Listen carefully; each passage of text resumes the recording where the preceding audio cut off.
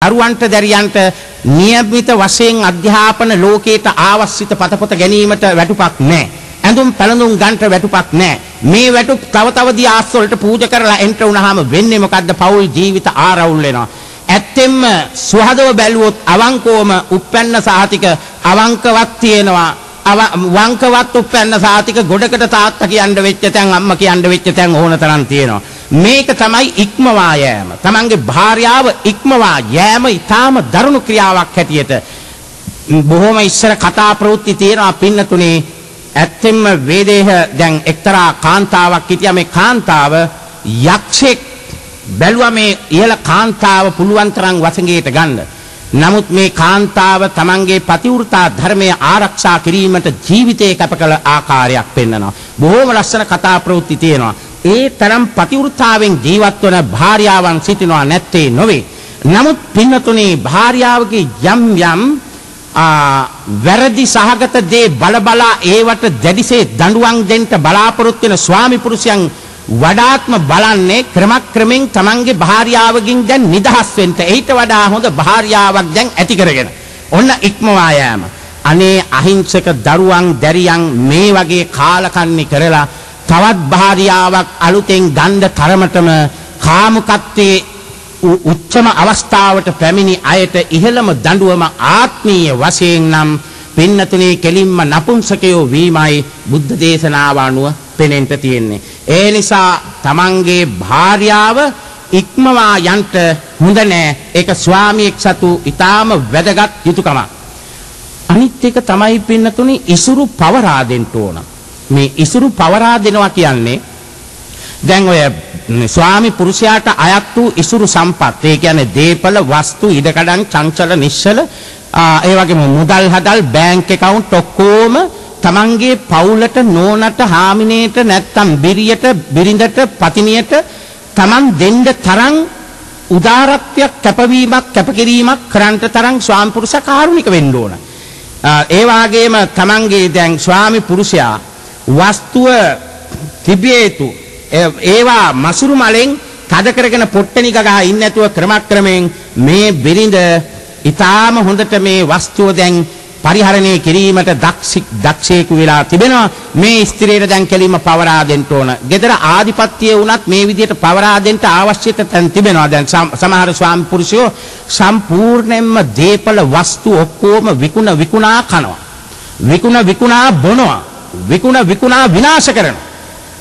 විකුණා වෙනත් පවුල් නඩත්තු කරන අය ඉන්නවා. ඉතින් ඒ නිසා මේවා කරමින් තමන්ගේ ස්ථිර නියමිත මේ රෙජිස්ටරෙන් සම්මත වෙච්ච බිරිඳට මහපාරට බස්සන්නත් පසුව ලබාගත් අදෘශ්‍යමානව සිටින බිරිඳට දීමටත් ලැහැත් වෙන තරමට අකාරුණික හදවතක් ඇති ස්වාමි පුරුෂයෝ සිටිනවා. ඒ නිසා බුදුහාමුදුරුවෝ නියම කරනවා නියම උත්තරීතර ස්වාමි පුරුෂයෙක් නම් නියමිත කල ඊටාම සිල්වත්ව ගුණවත්ව කාන්තාව නියම ආකාරයෙන් මේ ගෙදර පරිහරණය හොඳට දක්ෂපක්ෂව ක්‍රියා කරන්නට පුරුදු වෙනකොට ඉසුරු සම්පත් සියල්ලක් පවරා දෙන්න ඕන. ඒ පවරා දීමේදී කිසිම දෙයක් සංගවා ගන්නට හොඳ නැහැ. එතකොට බිරිඳට ලොකු හැඟීමක් ඇති වෙනවා. අනේ මගේ ස්වාමි පුරුෂයා මේ වාගේ මේ ඉසුරු සම්පත් සියල්ලක් මට පැවරුවේ ලොකු විශ්වාසයක් මතයි. හැබැයි එකක් තියෙනවා මේ දෙපැත්තටම කරුණු තියෙනවා. පින්නතුනේ මේ වගේ පටියකින් අපිට කියන්න කාලේ මදි. මේ ඉසුරු සම්පත් පවරා දෙනකොට සමහර බිරිඳවල් ඉන්නවා හේන්සීරුව අනේ ඔයා වගේ දෙවියෙක් අප්පා කී ආරවාරගෙන එයත් වෙන පැත්තකට හරවලා වක්කඩ ගහන පැති තියෙනවා. එයත් හේන්සීරුව කාණු කපනවා. හිමීට මේක මගේ අහවල් අදෘශ්‍යමාන ස්වාමි පුරුෂයාට යේවා කියලා නියමිත ස්වාමි පුරුෂයා අහනවා කෝබන් දැන් ඊයේ ගෙනාපු වැටුප දැන් මං ඊයේ උඹට 400 ගාණක් ගෙනත් දුන්නා 600 ගාණක් දුන්නා පෙරේදා 800ක් දුන්නා කෝ ඒවා දැන් 7-5ක් නැහැ කියන්නේ භූමි තෙල් ගේන්න මං ඒවා ඔක්කොම තියලා තියෙන්නේ මෙහෙ නෙවෙයි ඒවා වුවමනා විට ගමු දැන් මේ භූමි තෙල් ටිකක් ගේන සීනි තේකුල ටික ගේන කායෙන් හරි ඉල්ලගමු හදිස්සියකට බොරු ඒවත් වෙනත් පැතිකරා යෑමට මාර්ග සලස්සලා දෙන්න දෙපැත්තෙන් හොරජාවාරම් කරන්න ගත්තොත් නම් පෞල් ජීවිත විනාශයි පින්නතුනේ. ඒ වාගේ පින්නතුනේ ඉසුරු සම්පත් බාර දෙන්නත් ඕන ටිකක් හොඳට බලලා පින්නතුනේ. එහෙම නැත්නම් භාර්යාවට ඔක්කොම ඉසුරු සම්පත් දෙනවයි කියලා දුන්නාට පස්සේ නිකන් අර දියකාවගේ පස්සේ පැත්තේ හකුරු බැඳ වගේ හිටියොත් එහෙම ඉවරයි.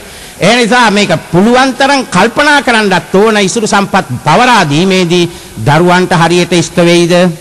තමන්ගේ නියමිත දරුවාටද නැත්නම් දෙවෙනි දරුවන්ට දෙන්න ගනීද? මේවා ඔක්කොම බලලා බොහෝම දුරදිග බලන්න ඕන ස්වාමි පුරුෂයෙක්. ඒ වාගේ ඉසුරු සම්පත් භාර්යාවට දීම ස්වාමි පුරුෂයෙක් සතු යුතුයකමක්ව පවතිනවා. ඒ වගේම යහපත් ස්වාමි පුරුෂයෙක් විසින් තමන්ගේ ස්ත්‍රියට බොහොම හොඳට පුළුවන් තරම් ඇඳුම් පැළඳුම් දෙන්න ඕන. ඉස්සර අපේ ආදි මුතුන් මිත්තන් කරපු එකක් තමයි ඒ මුතුන් මිත්තන් නිතරම ඉතින් අමුඩේ ගහගෙන ගොවියෝ හැටියට එහෙම නැත්නම් බොහොම චාම්ව හිටියා. හැබැයි කුලකාන්තාව ඒ කියන්නේ කාන්තාව නම් බොහොම හොඳට සරසනවා. ඒ ආදි මුත්තන්ගේ ඊටාම වැදගත් සිද්ධියක් තමයි තමන්ගේ බිරිඳව සරසනවා. ස්වාමි පුරුෂයා වැඩි සරසීමක් නෑ පින්නතුණිය. අද නම් එහෙම නෙවෙයි. ස්වාමි පුරුෂයා හොඳට මේ සැරසෙනවා. බිරිඳට කියනවා උඹ ඔහෙ හිටපන් කියලා. ගෙදර තියලම යන්න බොහෝම කැමති සමහර ස්වාමි පුරුෂයෝ උඹ මොන කානිවෙල්ද බං උඹ ඔය දේන මේ හොද්දක් හදාගෙන හිටපන් කියනවා. ස්වාමි පුරුෂයා දන්නවා දැන් අද බිරිඳ ආවොත් වැඩේ අහු වෙනවා කියලා. ඔය වගේ පින්නතු හොර පූසෝ වගේ දෙන්න හොර පූසෝ තැන් තියෙනවා. ඒ වාගේ මේ ස්වාමි පුරුෂයාත් භාර්යාවට බොරුවක් කියලා යන්න හදනවා. භාර්යාවත් ස්වාමි පුරුෂයාට බොරුවක් කියලා හින්තිරුව මේ යන්න හදනවා. මේ වගේ දෙපැත්තම වැරදි වෙච්ච දෙපැත්තම චංචල වෙච්ච ප්‍රශ්නයක් මේක.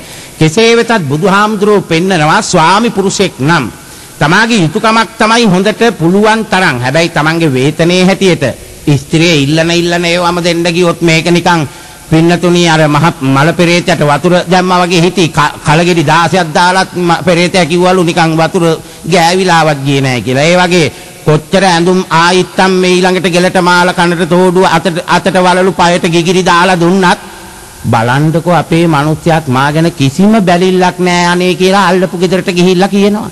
මේ කනේ තියෙන්නේ ස්වාමි පුරුෂයා ගෙනත් දාපු තෝඩුවක්. ඒ වගේ අතේ වලලු ටික තෝඩුවක්.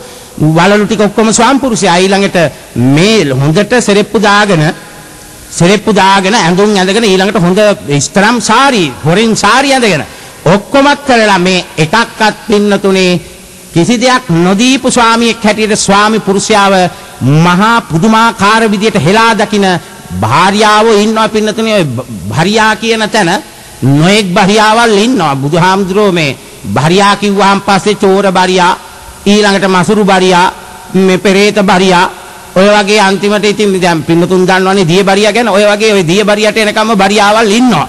කෙසේ වෙතත් මේ භාර්යා මේ පින්නතුනේ මසුරු මල ඇති භාර්යාවල් ඉන්නවා. ඊළඟට කෙලෙහි ගුණයක් දන්නේ නැති භාර්යාව ඉන්නවා. ඒ වගේ මරාගෙන මැරෙන භාර්යාවලුත් ඉන්නවා පින්නතුනේ. ස්වාමි පුරුෂයා මැරුවත් කමක් නැහැ මට පඩිය කොහොම හරි ඕකගේ අතින් ගන්න තියනවා නම් කියලා තමන්ගේම ස්වාමියාට හොරු දානවා. අපේ ස්වාමියා දෙනවා පඩිය අරන් ඕක මට සතයක්වත් දෙන්නේ නැහැ. උඹලා හොඳින් ගහලා ගනින්න. හැබැයි තියනවා පඩිය තියනවා 2600ක් ඈ 600න් ඔන්න මෙච්චර ගාණක් පන්ට් එකට යයි. අතේ නම් මෙච්චර ගාණක් තියනවා කියලා හොඳ අම්මන්ඩිලා ඉන්නවා පින්නතුනි. තමන්ගේ ස්වාමි පුරුෂයාටම ගහන්න ඔක්කොම සෙට් කරන භාර්යාවල් ඉන්නවා. උන්දලා තමයි ඔය මිනි භාර්යාවල්. ඉතින් ඒ නිසා තමන්ගේම මිනිස්සයා මරාගෙන කොහොම හරි වැටුප ගන්න ඊළඟට ඉඩකඩම් ටික ලියා ගන්න භාර්යාවල් ඔක්කොම මේ ආත්මාර්ථකාමී භාර්යාවල් තියෙනවා. පුරුෂයොත් එහෙම තමයි. භාර්යාව පමණක් නෙවෙයි මම මේ කියන්න ආවේ පුරුෂයාගේ යුතුයකම් සම්භාරය. ඒ වගේම පුරුෂයාගේ යුතුයකම් සම්භාරය මේ ආකාරයෙන් ඉෂ්ට වෙනකොට බුදුරජාණන් වහන්සේ පෙන්නනවා ස්වාමි පුරුෂයාගේ යුතුයකම් පැත්ත පමණක් නෙවෙයි ඊළඟට ඉෂ්ට වෙන්න ඕන එකක් තමයි බිරිඳගේ යුතුයකම් තිබෙනවා. බිරිඳත් ඒ වාගේම ස්වාමි පුරුෂයාට යුතුයකම් ඉෂ්ට කරන්න ඕන. බිරිඳගෙන් ඉෂ්ට විය යුතු යුතුයකම් පහ මේ අය කියන්නේ කටයුතු මනවින් කිරීම. මොකද්ද? දෙවෙනි එක ඇසුරු කරන පිරිසට සංග්‍රහ කිරීම. මොකද්ද? පිරිසට සංග්‍රහ කිරීම.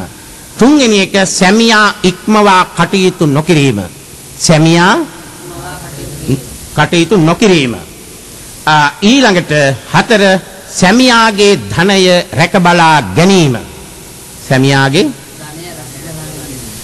ඊළඟ පහ සෑම කටයුත්තෙහිම දක්ෂයෙකු වීම.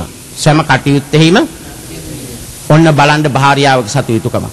කටයුතු මනවින් කිරීම. දැන් සමහර භාර්යාවෝ මනවින් කටයුතු කිරීම කියනකොට මේක පින්නතුනේ පුදුමාකාර මනවින් කටයුතු කරනවා කිව්වහම මේ උඩින් පල්ලෙන් කරනවා නෙවෙයි. දැන් සමහර භාර්යාවෝ කුස්සිය අතු ගන්න අතු ගෑමෙන් කීය හැකි